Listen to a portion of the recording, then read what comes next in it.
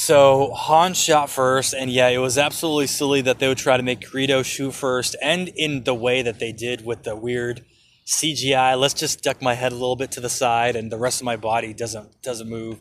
Yeah, that was strange. But originaltrilogy.com, they had this big old petition that hundreds of thousands of Star Wars fans from all over America and all over the world signed, so that George Lucas and Lucasfilm would finally release, at the very least, a limited edition DVD and or Blu-ray release of the original Unaltered trilogy. And as a matter of fact, in order to further motivate Lucasfilm, a lot of people were boycotting the new Star Wars. They weren't boycotting Star Wars in its entirety because they're still watching the original Unaltered trilogy at home on their VHSs or on their laserdiscs. But there were some super hardcore fans that made an analog transfer of the digital video from the laserdisc, which had superior quality, to the 1995 VHSs, and then they put them on the internet. So if you had 30 hours to sit there letting it stream on BitTorrent, then you could have the original Unaltered trilogy to watch on your computer. Now, mind you, this is before HDMI cables. This is before smart TVs. You had to be dedicated enough to sit there upright and watch 3 movies on your freaking computer.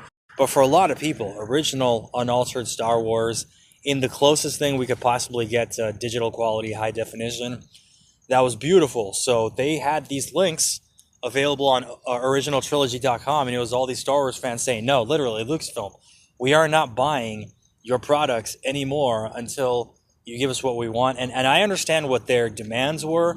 On one hand, it's like, who are you to demand something of an artist? You know, who is your public to do that? Yeah. But at the same time, and they made this point multiple times in The People versus George Lucas, at no time do you see Pablo Picasso coming out and changing one of his paintings 20 years later and saying, no, this is it. The version that you liked, that was actually a rough draft. It was wrong. I should have never released it.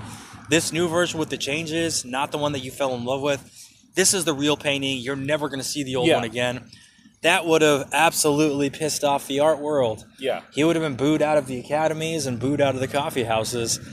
And again, South Park made a really good episode about that, with them doing sexual violence on Indiana Jones and the Stormtroopers, and George Lucas saying, because in the South Park episode, they confront him, you said you yourself spoke against the colorization of black and white films to preserve film history.